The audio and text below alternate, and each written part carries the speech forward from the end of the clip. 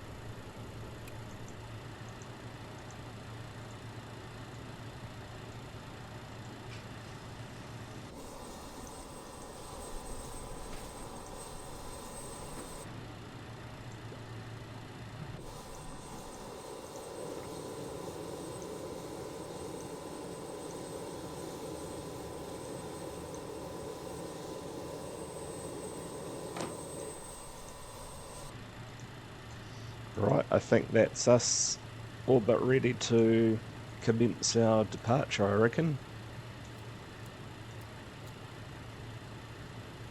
We're going to use...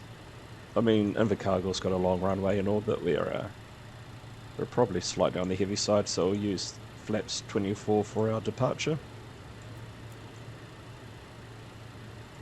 Set our little magic button that selects the right, whatever you call this.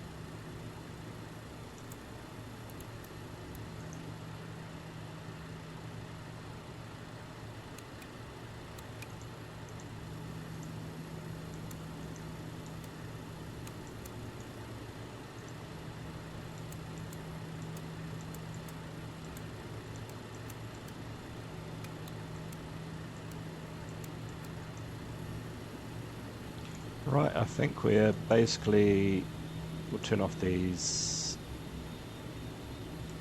entry lights. I think we're basically all but ready to head on out to Tauranga. We'll set our flaps for takeoff, which is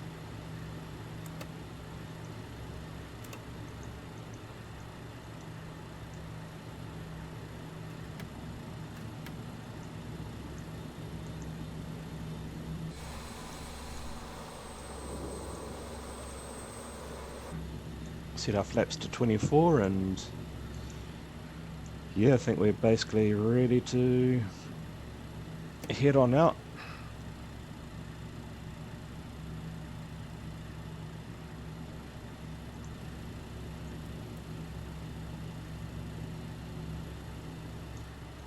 Right, let's do this, eh?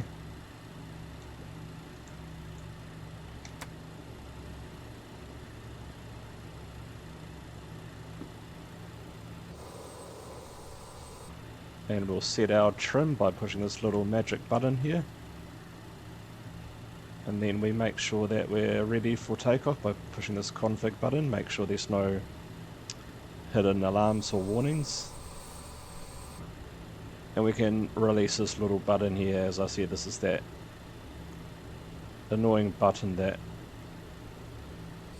if you keep it popped, if you pop it in like when they usually tell you to do it on a checklist, it can be rather annoying when all of these warning lights and warning sounds come on. But I guess that adds to the realism if you want to have it switched on when you go through the checks like it suggests. I've done it enough now to know that I do find all of those chimes and warning bells just a bit annoying sometimes, but that's just me.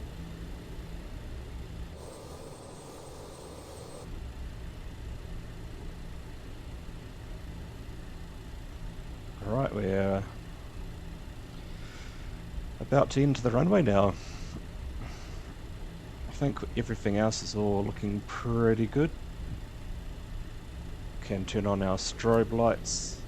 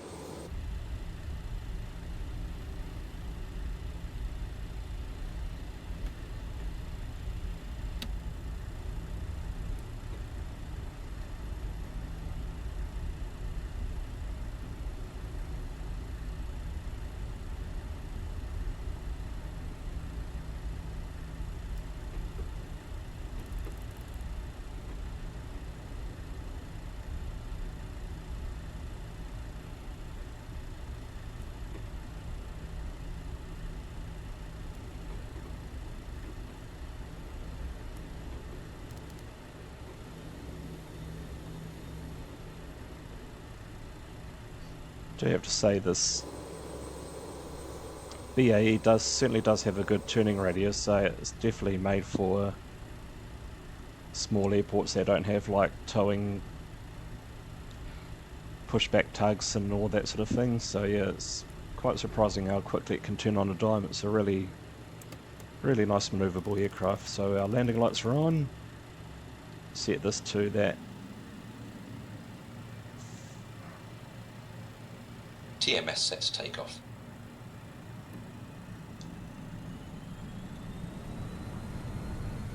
Power set N1 achieved. For aircraft that's known as the whisper jet dam, those engines certainly do roar, don't they?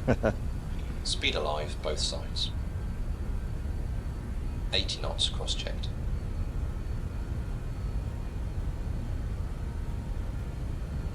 V1. Rotate. V2. Positive rate of climb, gear up.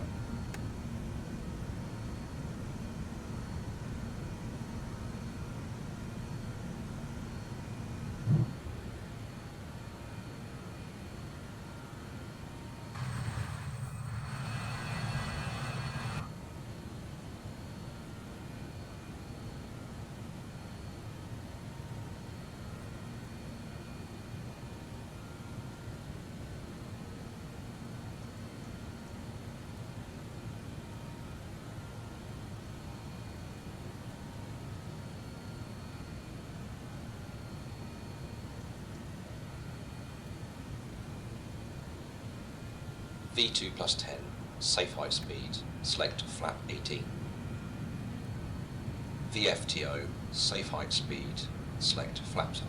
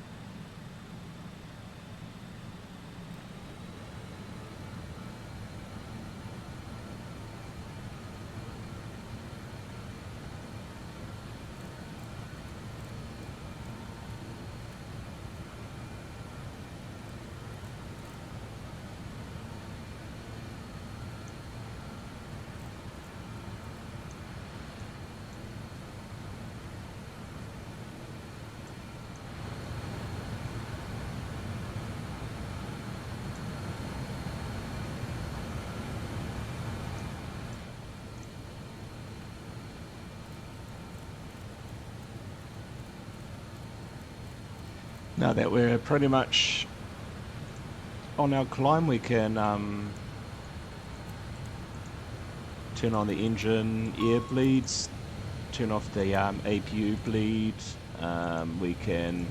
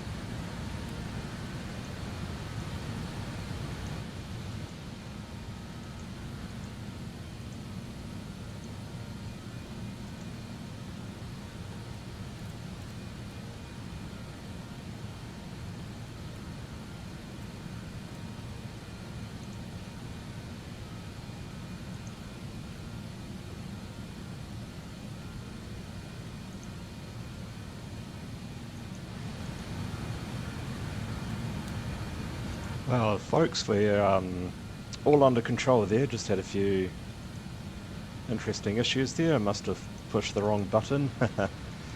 But everything's all under control, and we are now on our way to the Christchurch VOR. Then we'll head out to Woodburn, and like mentioned, we'll shoot straight across the North Island here, then tracking the Rotorua VOR, and then we'll come into Tauranga.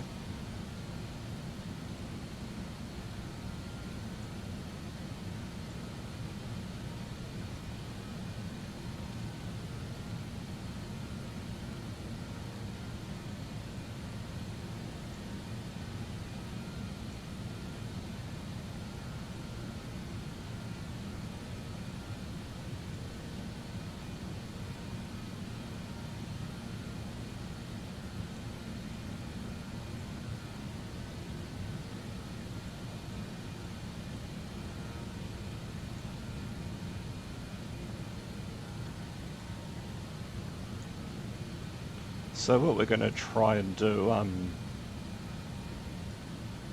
we're going to try and attempt this we're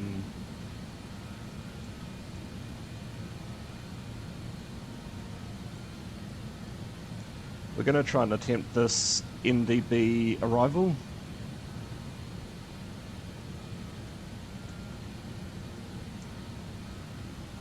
So we're going to try and do this,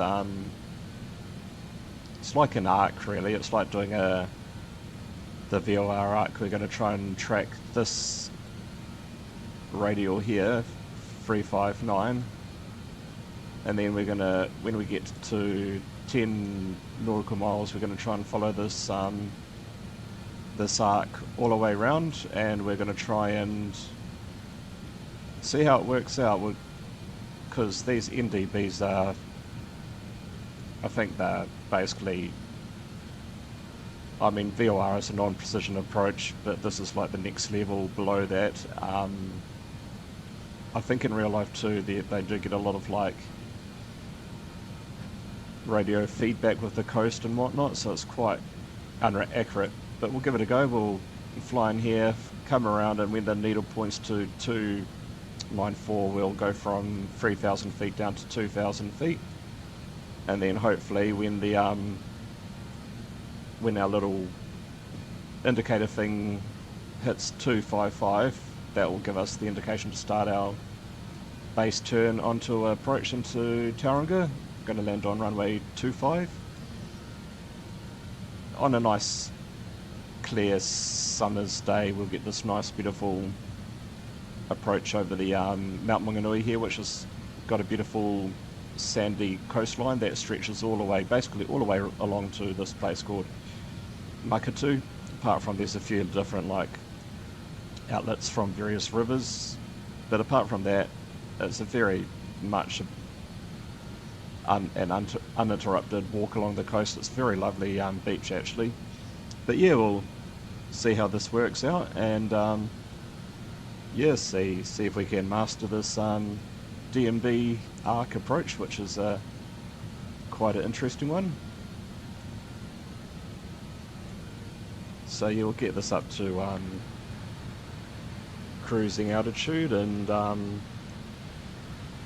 we'll definitely speed it up a bit. We'll increase the cabin pressure as well, just so mind you, I guess we need the cabin pressure for us, but there's nothing much in the back unless there's like live produce. But yeah, nice evening flight up the country, the old classic evening nighttime freight runs. Basically got the whole skies to ourselves. When I used to do truck driving, I used to do both day shifts and night shifts, and I have to say night shifts are by far my favourite time to drive. You just basically feel like you've got the whole road to yourself, and I find it quite peaceful and relaxing. Just don't get me wrong, I do love the looking around at the countryside and whatnot. But yeah, driving at night time, it's got that real enjoyable, peaceful feeling to it. And in true fashion, I might just speed this up a bit. My true Fraser warp speed fashion. Take it up to sim rate 2, or as I call it, warp speed. I've got the weather radar on, but I don't think there's going to be any weather showing up. By the looks of, I use like Met Service, a local New Zealand weather app, and it looks like it's a very clear night all across the whole country actually.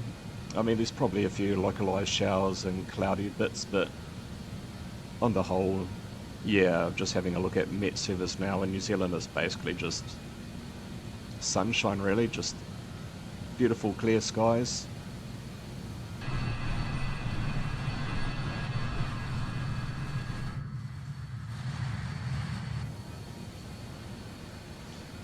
So like I always say, it's just me in the cockpit, so forgive me for the mistakes I make. I seem to make a lot more mistakes when I'm recording the videos. I'm not too sure, it's just like the pressure to do it properly. But seriously, I find when I'm doing this, normally everything just goes smoothly, but yeah, we had that issue with the autopilot. I must have clicked on the wrong button. I think I had it on VS instead of IS, and we lost all of that speed, but luckily there's warnings in place to let you know that you're coming up to a stall, and as you saw before, the autopilot kicked out, so yeah, luckily nothing major happened. But yeah, we seem to be on our way now, and yeah, just enjoying this beautiful evening flight. Let me know in the comments section if you want me to do like more like tutorials with this. I mean, there's heaps of tutorials online how to fly these aircraft, but if you like my different approach, like my non-pilot, your typical armchair Microsoft's Flight Simulator pilot approach into how to learn how to fly these things, how to do this sort of navigation, especially if you're a young person and you've been mastering the simple Airbus or the 737 and you want to try something like this, or even someone like me who was into aviation but never into aviation enough to really learn how to do this, but now you're at that stage where you want to, you know, relive some of your nostalgia moments when you're a kid, when you used to see these old aircraft flying overhead. Just let me know and I'll look to making something like that. And if you guys have any tips or any ideas on where to go around the world, I'm more than happy to listen and to try out new routes. A lot of my content is very New Zealand heavy at the moment, but I definitely will be branching out and doing more destinations, more flying to new areas in the future. So yeah, any tips, just let me know, any suggestions. But yeah, I hope you guys enjoy these videos and get something out of it, even if it's just your classic Friday night mindless content while you're having a beer or whatever. Yeah, it's taken me a long time to get the to work up the courage to do these sort of videos, and especially putting my voice on. Like as I said on my very first video where I had my voice on, I do sort of, it's taken me a long time to get used to my voice, and I'm not a talkative sort of person as such, but yeah. Right, what we're going to do is we'll set our speed bug. I keep on forgetting to set this, but I'll set this to roughly, so that's basically sitting on Mac. 0.6968. I think that's like the typical cruising altitude, so we're going to try and do that, use this TMS thing to try and turn it into like a basic auto throttle function. So we'll try and find that sweet spot with the throttles, and we can actually change these over now because we've lost contact with the Invercargill's VOR. So in real life, I'm guessing ATC will just monitor you and just speak to you and when you need to stay on your path, and then once you pick up the Christchurch or whatever radial VOR that you're after, I think they just leave you alone. But yeah, we'll attempt to use this again as the auto throttle function.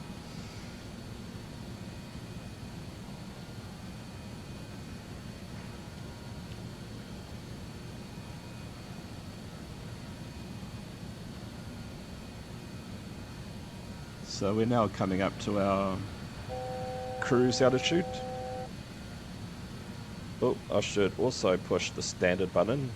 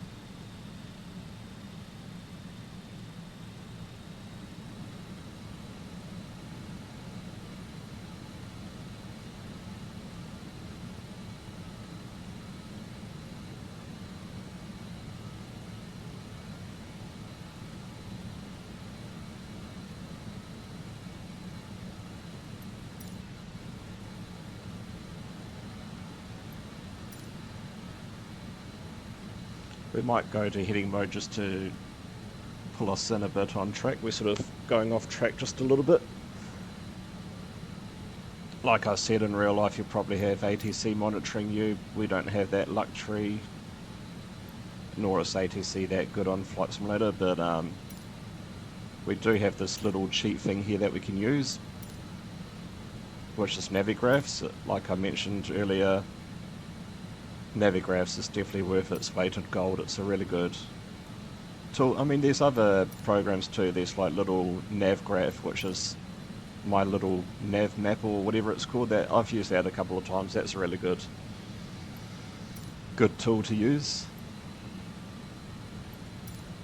And I'm just going to set my co-pilot's tracking to 2 degrees, which is where we're going to be tracking once we cross over Christchurch. But I think we're almost at our sort of speed that we want. So we're going to attempt to try and utilise this again. So basically we want to match our TGT, which is sitting at about 117. We select that, then we select sync. Oh, I forgot. Set that first. Set your TGT temperature dial. I reckon around about there, 710. We'll try that first. So, and then we want to change the master. That's like setting the engine. So set it to engine number 2, and we'll see where that leads us. We might decrease it just a bit more.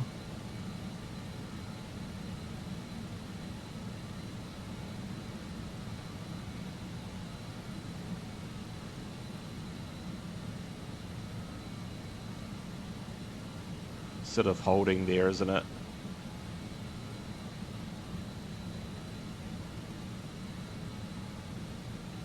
We might actually go to see what it does. We might go to the 600 range. So when you can move it in the 10s, it doesn't affect anything, but when you change it to the 100s, it disengages. So we'll have to reset it again. We'll try and 6.9, see if that decreases our speed.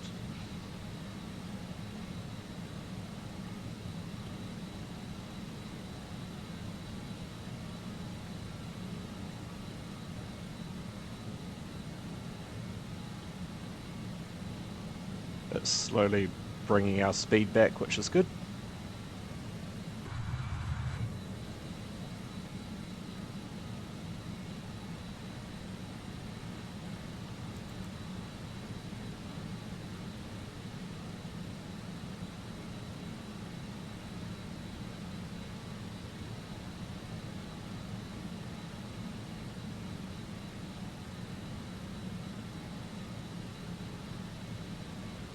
And once that speed circle drops to just on the line there, which is where we sort of want to be, then we might just move it up a bit, because it is dropping our speed. So we want to set this so you're never going to get it like bang on perfect at a set speed, but you just want it, you want that little circle just to drop below that, and then just set the speed, set the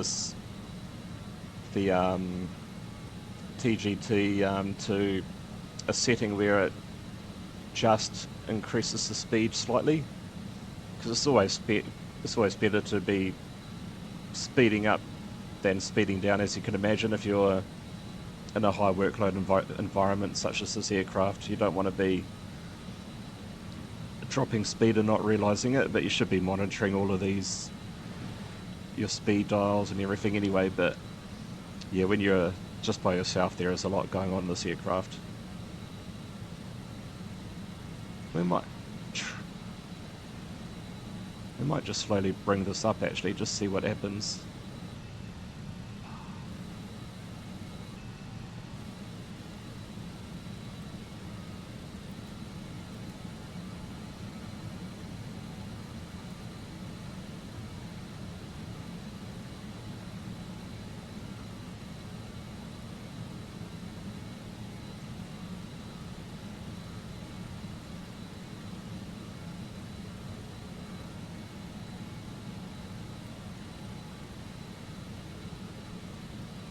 But we'll definitely keep our focus on this next heading we must do.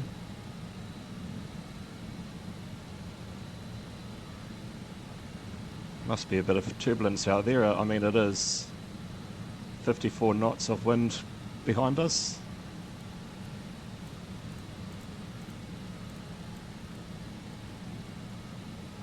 So we've got our heading bug here. We'll set our heading bug, we'll arm it once our VOR disappears. We might as well do it now. And then set this to our outbound tracking, which is 002.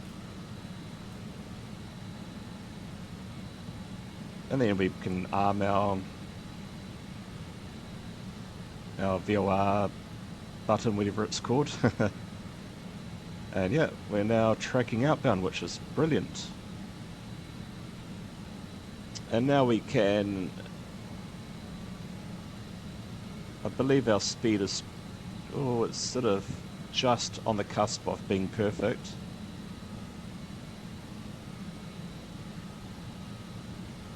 We try 692, that might just hold it there. Like I said, it's not designed for perfect throttle control, it's just trying to minimize using your, especially if you're using a thrustmaster such as myself, and where my throttle is at the moment, it's right on that detent. It's, I like to keep the detents in there for my, when I fly the Airbus. But yeah, if I push it too, just a little nudge forward, it'll just go into that detent, which would probably bring these up to where I don't want them. Now that we're tracking outbound, we can now enter our Woodburn, get this frequency set up.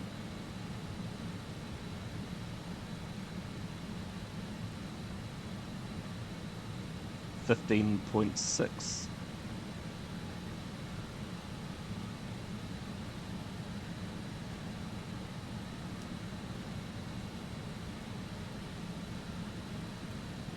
And always make it sure you got this on, there's a little switch here, I had it for some reason on the active.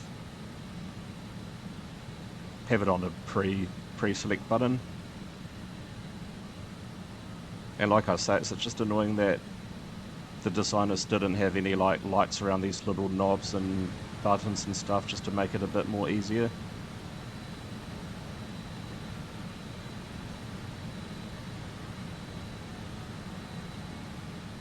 But yeah, heading towards Woodburn now, and you know what, we might as well just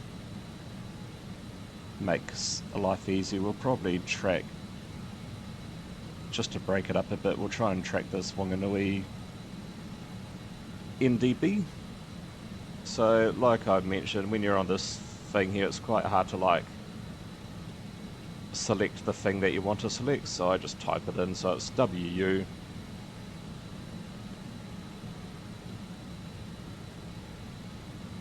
Wanganui is what we want, so we can add Wanganui in.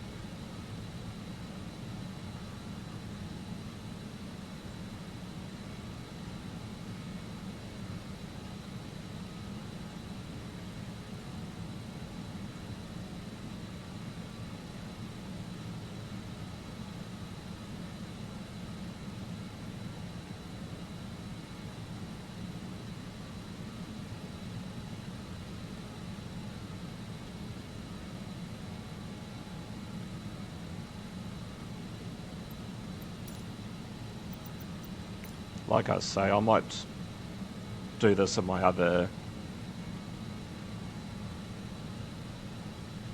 can be quite fiddly sometimes, this Navigraph. And now that we are now tracking on the Blenheim VOR, we can now switch that over to the Blenheim one.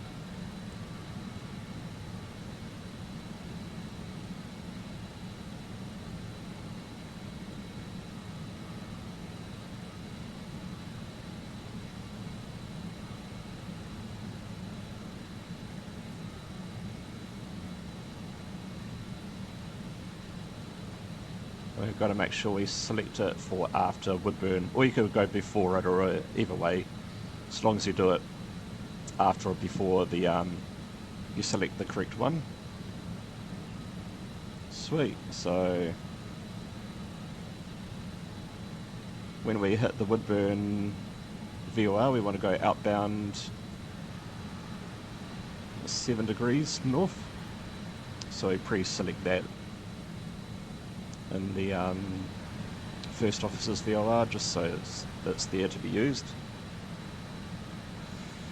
And now we tune in the Wanganui VOR into here, which is the NDB DME 16, and the actual NDB frequency is, we had it there, 382. So we can switch these on now, so we're using these.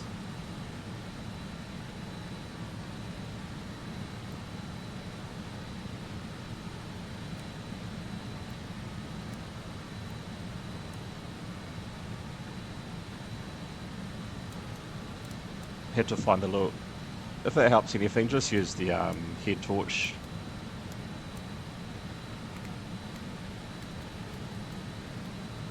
And I'll just set both of these up.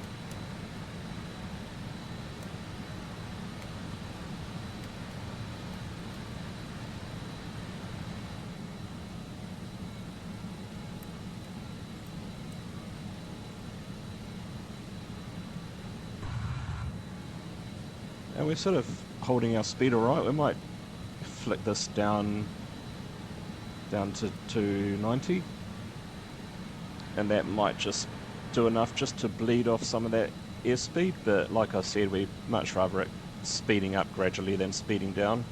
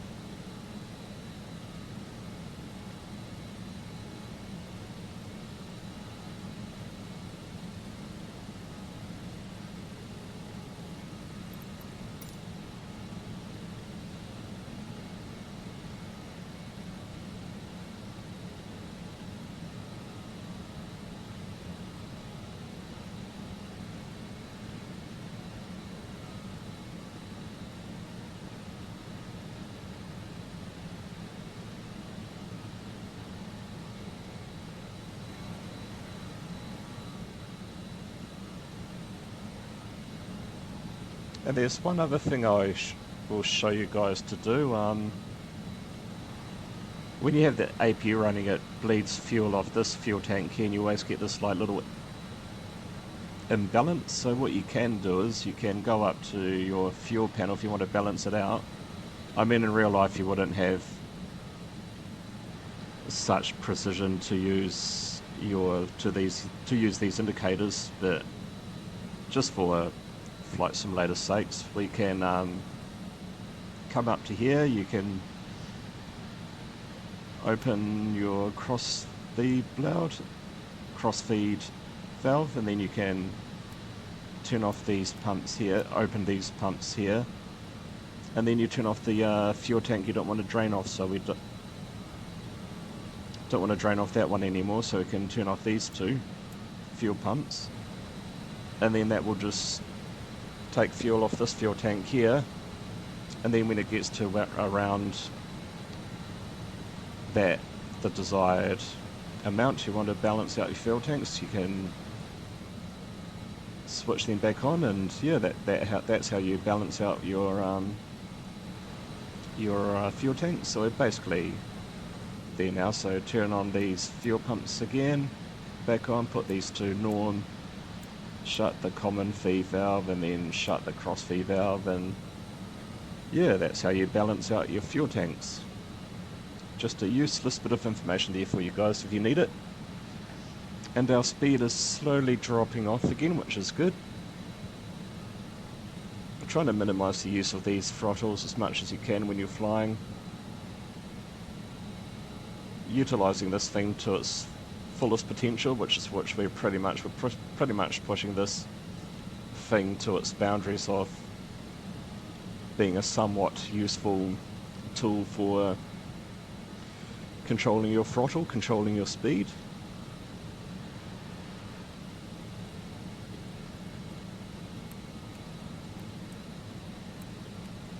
Trying to figure out which one's the best one to use for this thing here.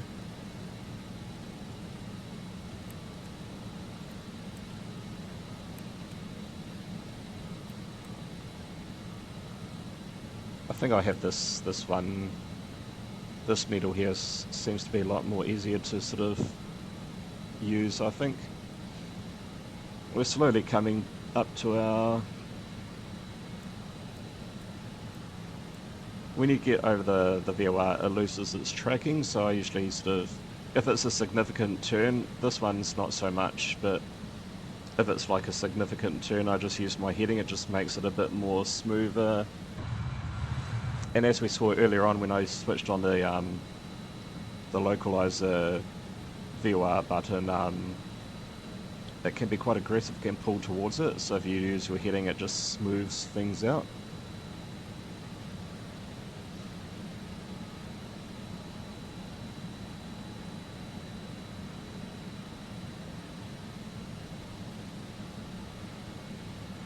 But if I were, I'd be inclined to be heading back sort of around about now. This is when you start losing, just like that, bang on, and then you can set your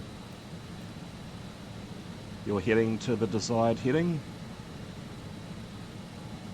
and then we'll see where we are when we get reception again. So we're just sort of to the right of it, to the left of it, so just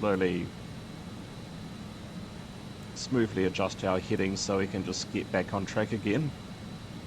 And once that needle sort of gets in the center point, we can arm the localizer button again, which is just about coming in nicely, nice and smoothly. And this is how you get nice smooth, like get some smoothness into your flight sim, and especially into your BAE. Around about now I can just arm the localizer again, and then it just smooths it out. It's just so much more smoother. And now that we've crossed that we can now get our next radio set up. So it's 1600, 16. So now hopefully once we get close to that, we'll start tracking that. And this is going to be a bit of practice for us, because we want that needle pointing thereabouts, you know, on 7, which is just over here somewhere. It's quite fiddly, but it's good to get used to it. It's good to try this out. I mean, these sort of navigations, I could imagine these navigation aids will probably disappear with the next decade or so. So while they're there, man, you use them just for pure fun and just trying to do something challenging. Because using that as a navigation is definitely a big challenge, that's for sure. But we're not tracking yet, so we can just carry on as we are. I think I figured that I'm going to probably use...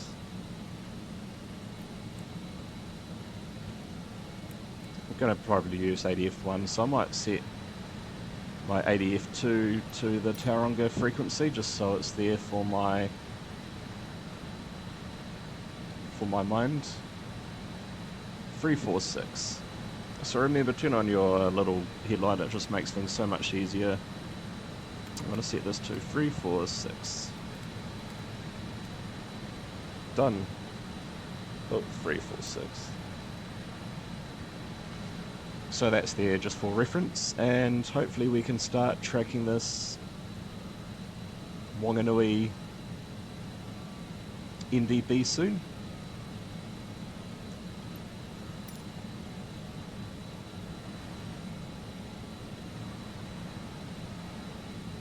So we're doing pretty well at the moment. Speed's just a little bit getting away, but what we can do is we can change this to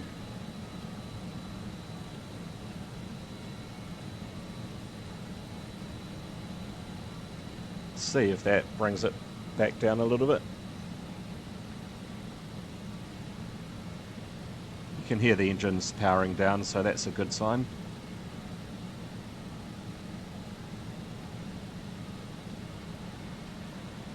We'll remember that is holding it quite nicely actually. We'll remember that power setting. We might just reduce it down to 70. That will pull it back a bit. There we go. Slowly slowing down.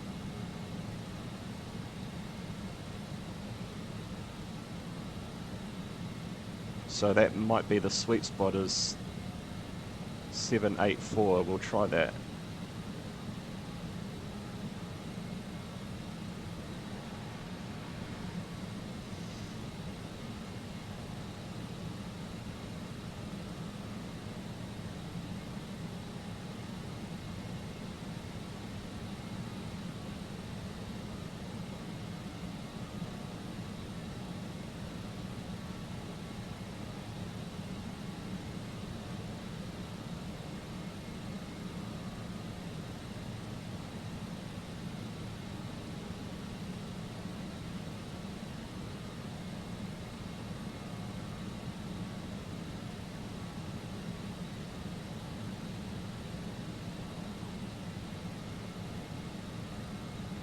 Slowly dropping our speed. Make sure you, if you want that thing to come alive, you set your speed bug here to activate that little circle thing.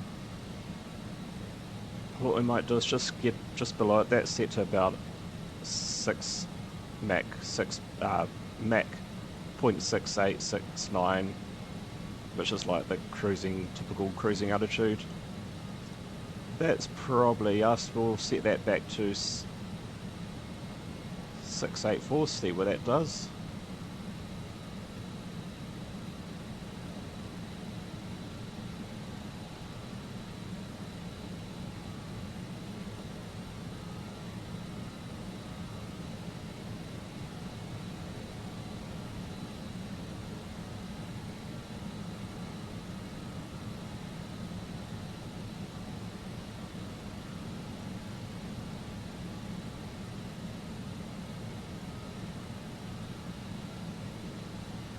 That is holding the speed quite nicely. I might just drop it down just a tad more.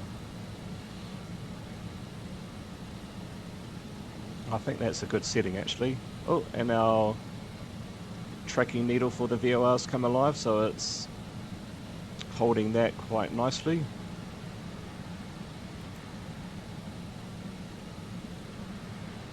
And when we go outbound from that, we're almost staying on the same heading really.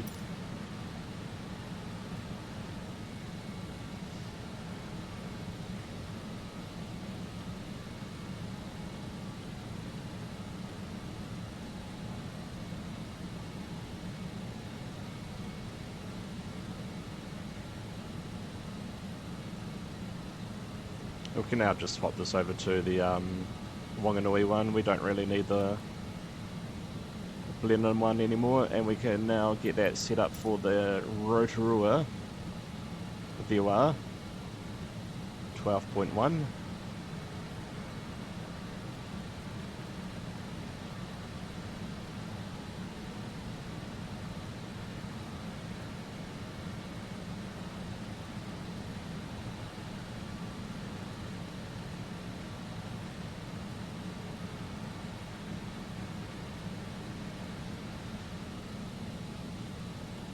And now we just go into, we should probably go into heading mode.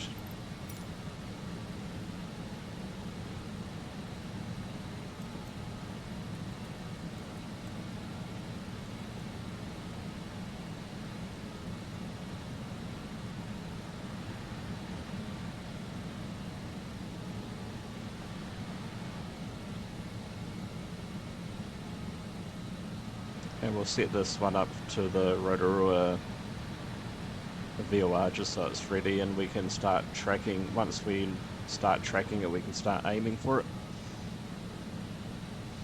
But yeah, we're doing alright at the moment. We're keeping that needle roughly on the 6-7 degrees, which is what we're after, thereabouts.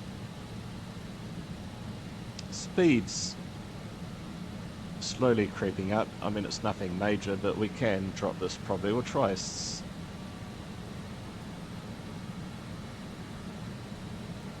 we'll try 79, see how that works for us. But yeah, it's definitely a lot better doing that than it is using your throttle and always adjusting your throttle, especially if you've got a throttle like myself that's the Thrustmaster and it's quite fiddly. But yeah, we're tracking along quite nicely now. We're sort of drifting more out to the 10 degrees on here, but this is the joys of flying the NDB. It can be it's definitely not accurate flying, that's for sure.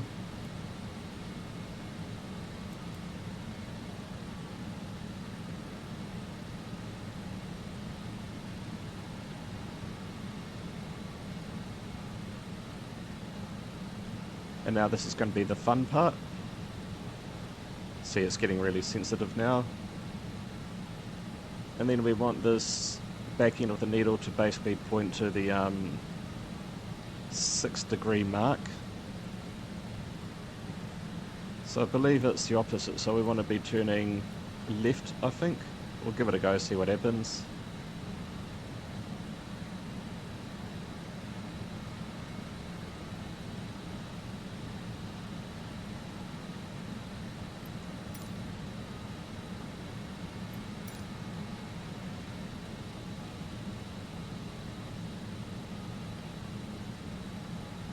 And then once that Rotorua VOR comes alive, we will switch to that because it's just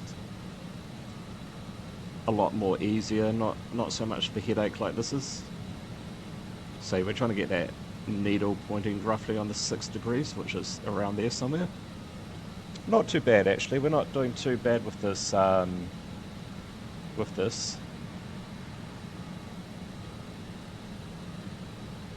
Slowly coming around now, so we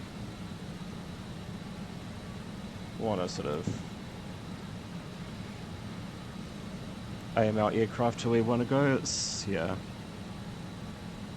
not accurate, but it's fun to do. If you can master it like we're doing at the moment, it's quite an achievement. You do feel good about yourself.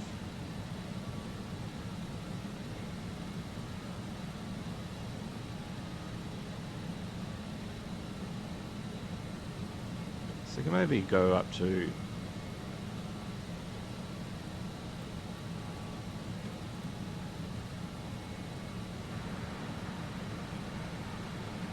yeah, we're doing alright with that, the needle, the NDB tracking at the moment.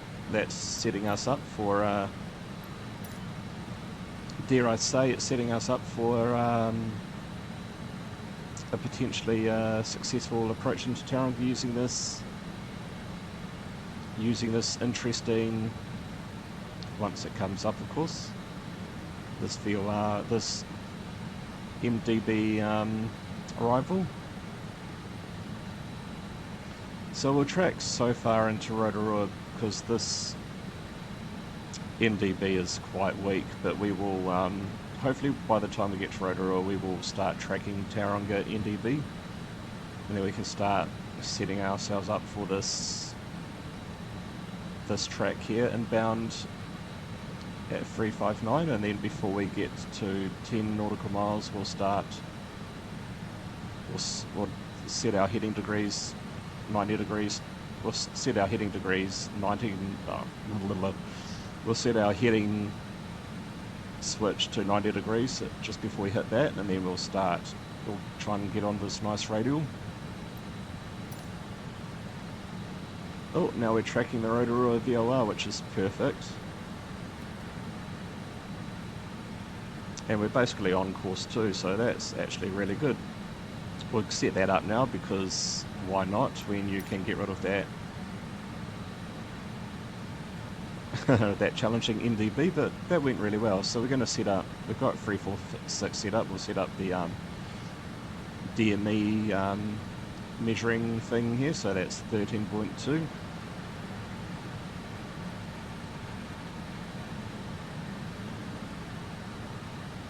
And just remember, use your headlight. I think in real life this would be a lot more lit up than it is. Perfect, so we set up our Tauranga. For reference, we've got it. We can actually set this up now for our Tauranga arrival.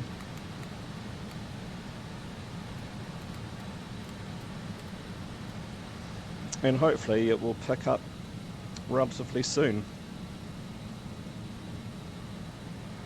What we can do is we can set our altitude, because things will probably happen quite quickly. So we'll set our first part of our altitude is 3,000 feet. So we will set 3,000 feet into our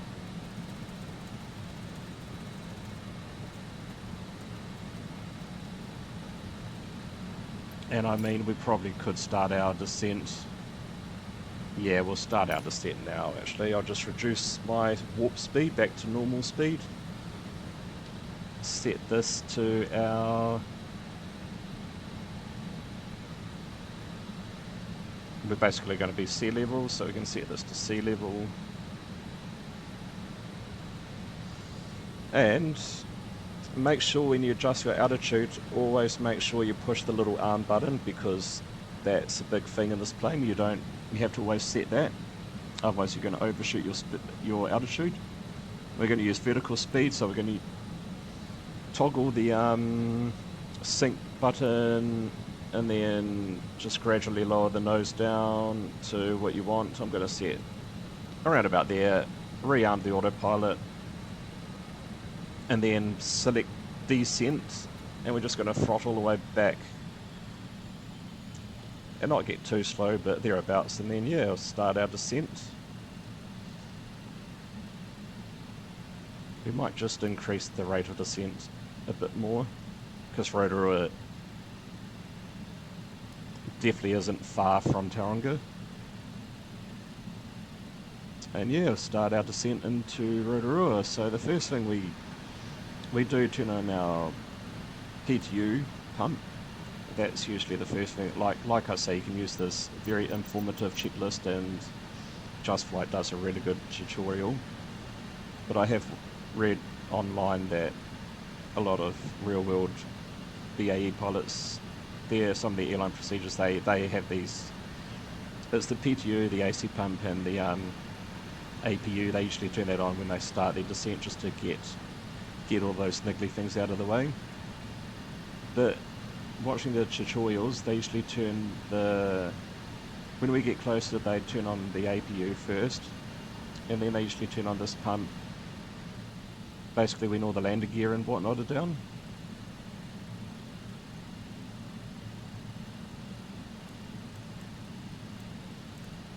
So we're trying to do that. Like I say, the workload on this is quite intense when you're all by yourself or by your lonesome up here. And hopefully this will come alive soon.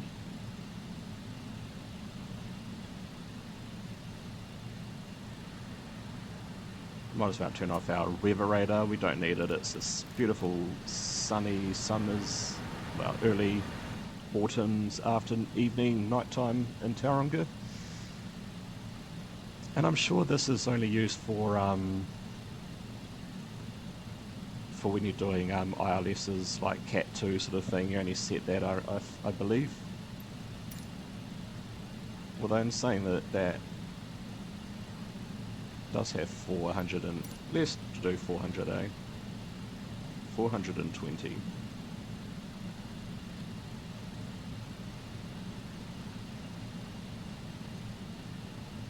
And hopefully this NDB will come alive soon, and we can start tracking that. But I do know they are quite weak things.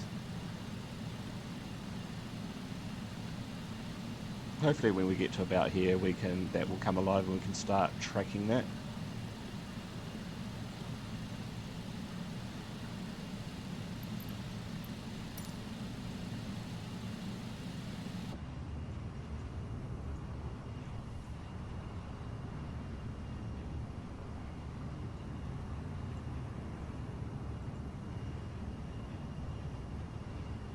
A nice view from the outside of the aircraft. You can really hear the whisper jets now, can't you?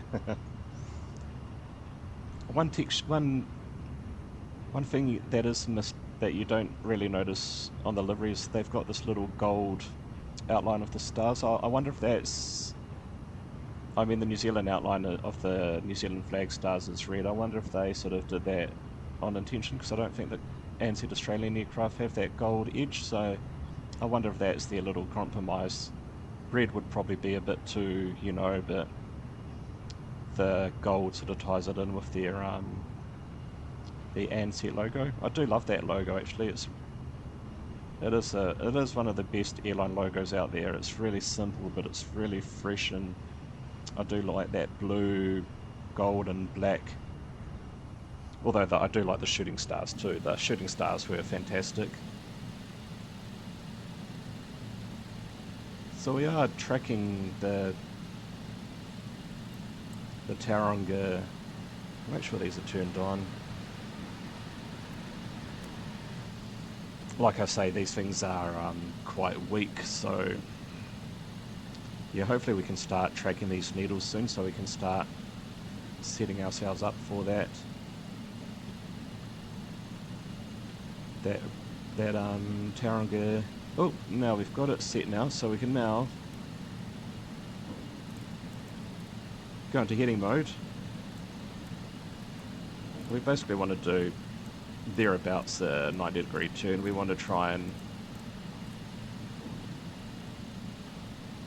get that needle to the basically it's pointing north really. It's 359, so that's basically pointing north. So what we want to get that needle onto the 0. Well, that's basically turning away from Rotorua Airport there. Lovely Rotorua.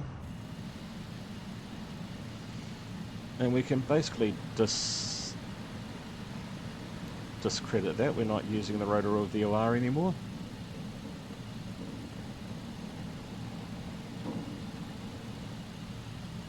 Put out some of the speed brakes. We are getting a bit fast.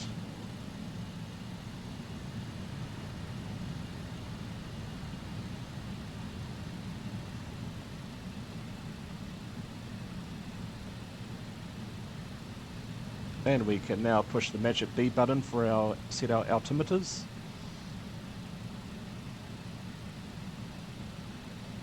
And I think we're getting into the territory. We can turn on our APU, get that all up and running. We can turn on, I think they use that for heavy rain, but in the 737 they always switch that on when you're coming into your descent, so we'll have that on just for argument's sakes.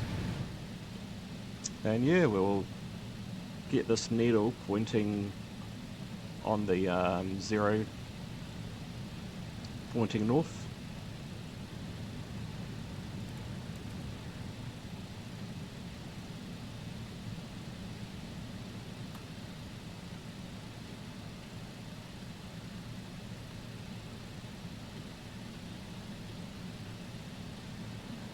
Getting thereabouts now. Coming up to 354, 355. We'll start turning this plane right around now, so it's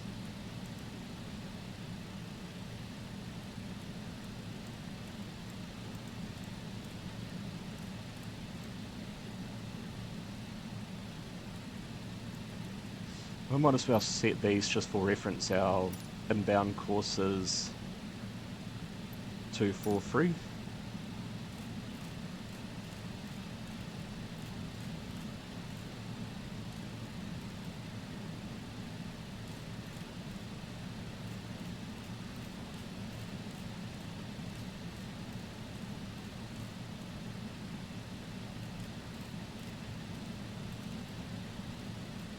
just double check that again. 243.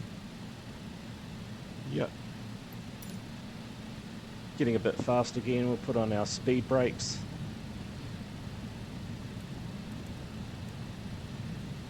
Keep a bit of the left turn going so we can drag this needle a bit further around.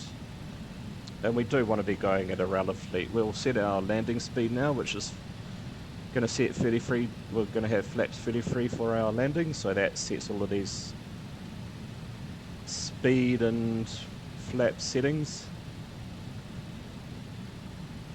So if we look on our maps, just because we can, we are sort of doing all right, aren't we? We are tracking that. We are a bit to the left of it, to the right of it, I should say. We can turn on our landing lights. We should have done that already. Fasten seatbelt lines. Turn that on for the oysters in the back seats there. We might as well just have this, turn on our AC pumps just so it's out of the way, because this will probably, everything will happen quite quickly. And that's thereabouts hitting that. The point is just, this basically on 359 if you look at it like that. So we can now turn our heading to 2500.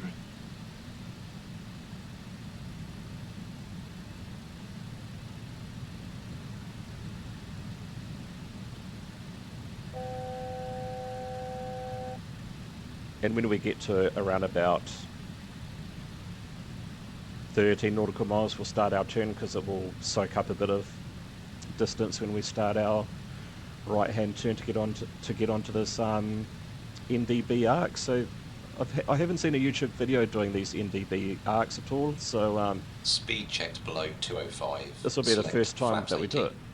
This will probably be one of the very first videos to show you guys how to do that on YouTube. So yeah, I'm not a real well pilot, I'm just making this stuff up.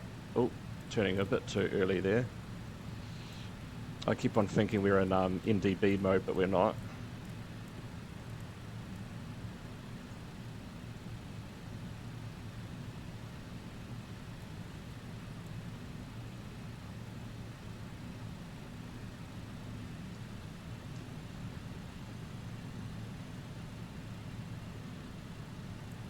What I meant was, I keep on thinking we're in VOR mode where you can adjust this heading, but we're not. We're basically using the heading to navigate.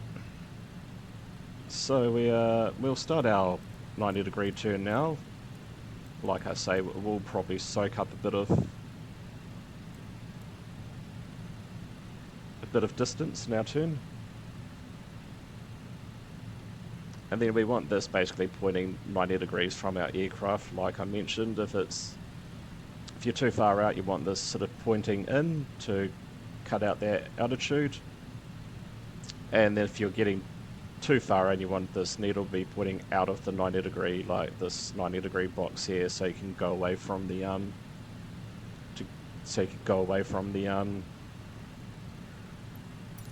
inside this radial, so to speak. So if we remember, when we get to 294 on here, that's when we want to start our, we'll get it set. We want to descend to 2,000 feet.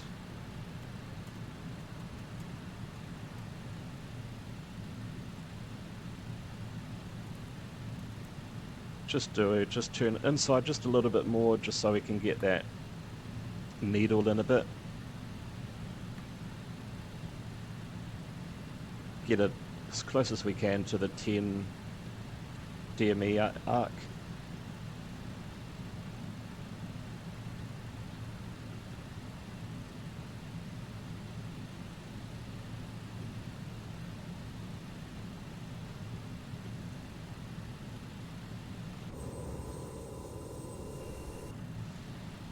Yeah, we're doing pretty well, good folks. This is probably one of the hardest things you would ever learn to do in real life, but we are mastering it. It's really cool, guys.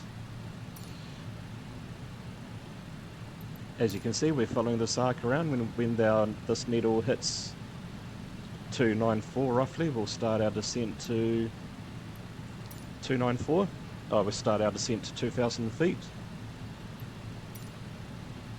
We're going to be visual anyway, but at 7 nautical miles away from the airport, we want to start our 3-degree approach. If we're doing 220, we want to be sitting between 600 and 700 feet per minute descent rate.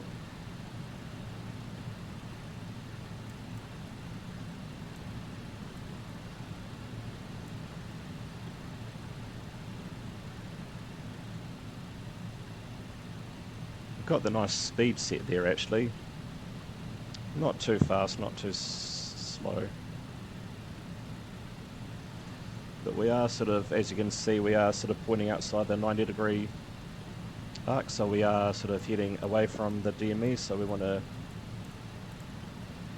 turn in a bit more, bring it back in again.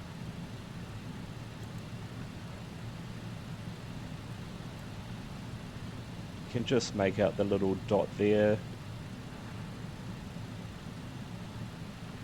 which is the dot that marks where that would be 270.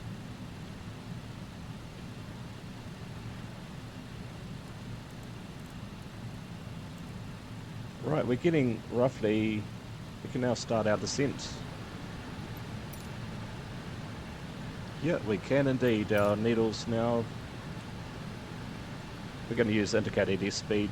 Let's put out our speed brakes and that will just drop away. That will just hold that. Roughly it's 210. Make sure you arm that too. 2,500.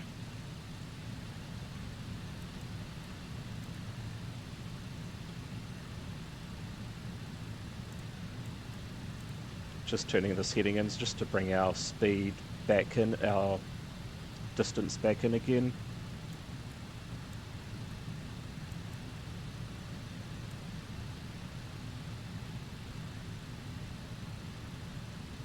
Then our next reading is 255. So when that needle basically hits this mark here, we will start our turn onto base, onto our final approach. Might as well put our flaps out. Speed check below 205, select gear down. Won't do our gear just yet because it will slow our plane down quite a bit.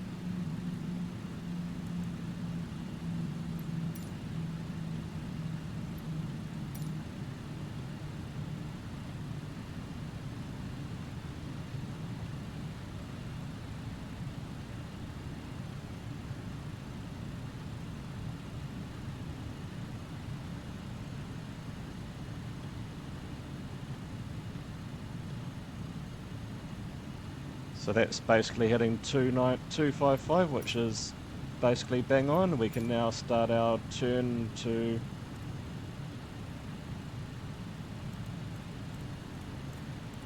(243). Speed checked below 180, select flaps 24.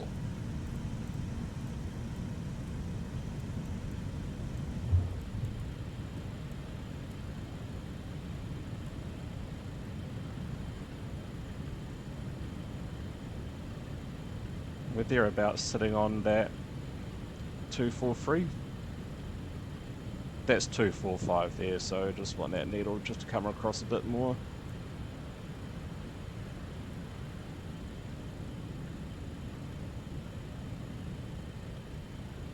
Well, that's Tauranga airport over there. I'm guessing this NDB is a bit off slightly, but that's just normal.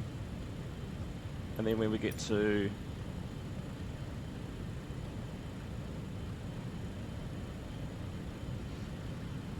where is it? 7 nautical miles, we want to start our 3-degree pitch, which is about 222. It's about 630, 740, so just between those numbers.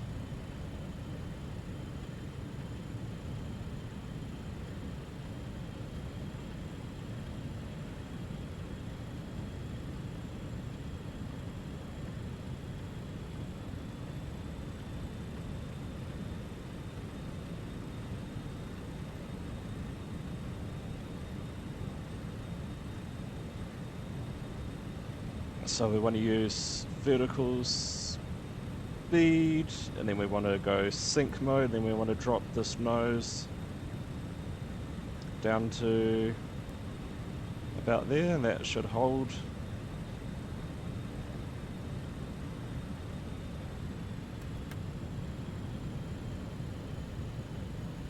And you can almost see it's 2 whites, 2 reds, so we'll just hold on to that for a bit. I might increase it a bit. Speed checked below 170, select flaps 30. And then when we get thereabouts, we might as well line up for the right. We can do that now. We'll disarm the autopilot. Speed check below 145, select flap 33.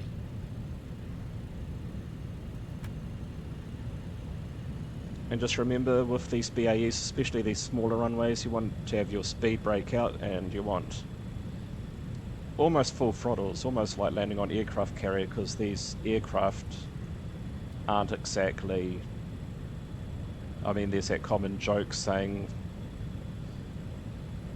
that these 4 engines are basically APUs. If we have to go around, we want to, these engines do take a little while from what I understand to spool up. So you want to keep the speed brakes out, sort of full throttle, and if you have to go around, you can just close up your speed brakes, and your engines will be basically like on a aircraft carrier coming into land. You want to be full throttle, so if you have to go around, you can just go around without any difficulty. And yeah, that's how we do a DME NDB, whatever you call it. It sounds like a rap song, ARC arrival. So I haven't seen any YouTube tutorials on how to do that. This is not 500. This is by far anything but a tutorial. This is just minimums. It's a bit like cut once, measure once, cut twice, sort of my way of explaining things, but it worked. We did all right there.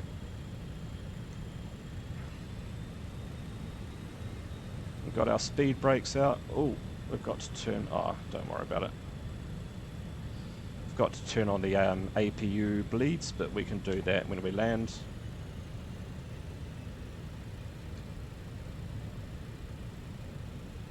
Getting a bit high now, but we're going to get back on profile again. 50, 40, 30, 20, 10. Ground idle. And make sure if you've got your speed Yellow brakes out and for your green landing, make sure you raise your spoilers up and drop it again to get those wing spoilers out. Brake pressure seen. 80 knots. 60 knots.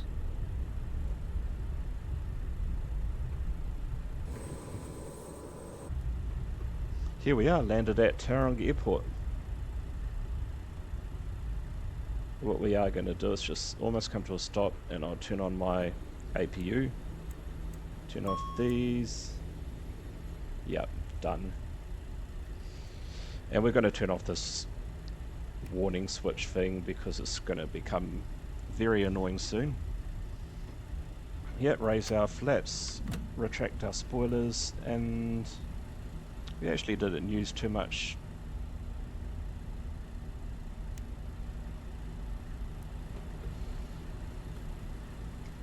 I don't think we used too much light brake temperature there. Oh, it's getting a bit hot, but that's roughly normal. And that's us into Tauranga.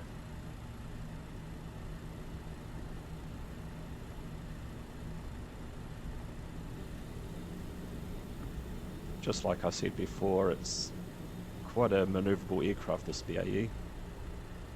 I mean, when you look at it outside, it looks like it's built like a tank, but it's surprisingly manoeuvrable, this bird. And then we just turn off these heater lights now. We don't need these on. We can turn off ice detect, turn off then continuous ignition. Had we been doing these things when that switched on, it'll just be making so much little bells and racket noises and stuff. And yeah, here we are to drop off our bluff oysters into Tauranga. They'll go onto the I'll have to do a flight in the daytime, show you the port, but there's a massive port just behind us there. These will be fictionally put onto freight ships off to Japan or China or anywhere in the Middle East, Asia, America. Whoever likes bluff oysters, they'll be getting it from this flight. And we can turn off our throttle management system. We don't need that anymore. And by the looks of it, we're going to park. I do believe there's a parking thing just there. Tauranga has 4 parking spaces, so it looks like the 4th one is empty. Perfect. We can now turn off our landing lights. Turn off our runway exit lights, we don't need those anymore.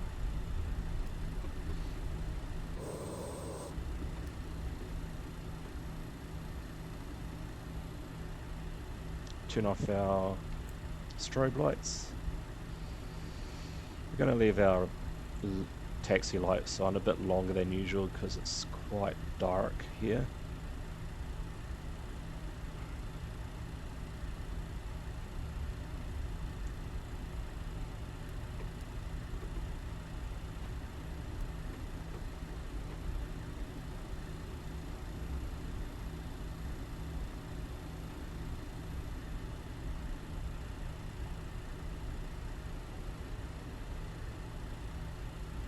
Looks like the guys kindly waited for us, eh? It's probably like 1 o'clock in the morning. We can turn off our... We can just get by without... Oh, I'll keep our landing light. Oh.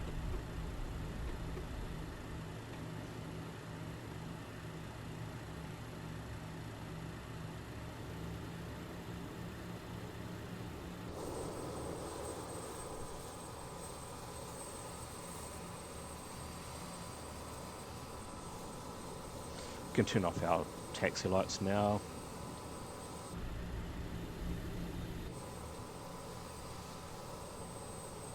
To my favourite sort of parking, these sort of Kiwi style horizontal parking bays. I love doing these things. I just like them. I don't know why, I just like turning around these sort of tight spaces and trying to perfect this.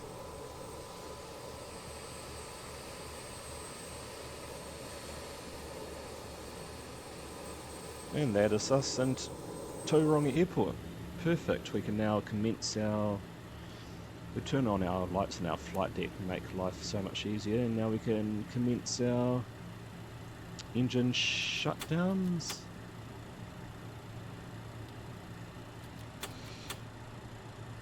Turn off our strobe lights. We don't need those anymore. Fasten seatbelt lines and that can come off. We can now start opening up the aircraft.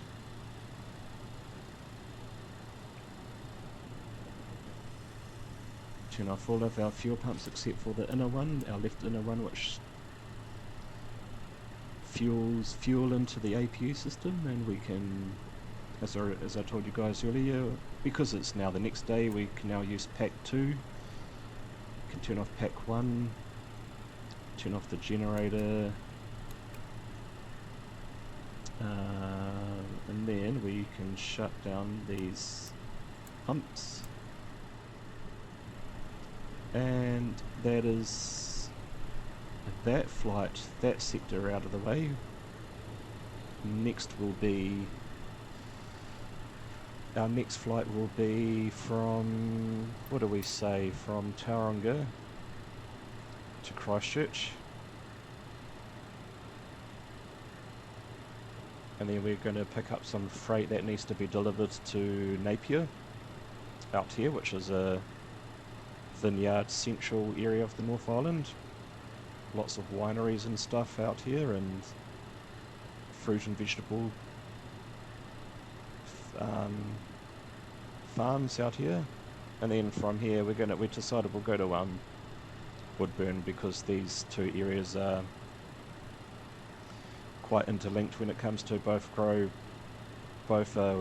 wine regions. So we're going to send some cargo down to Woodburn, and then from Woodburn we'll head on back to Auckland for sunrise. Well guys, I'm going to stop this video here and do the next segment in a separate video, so I'll see you guys shortly.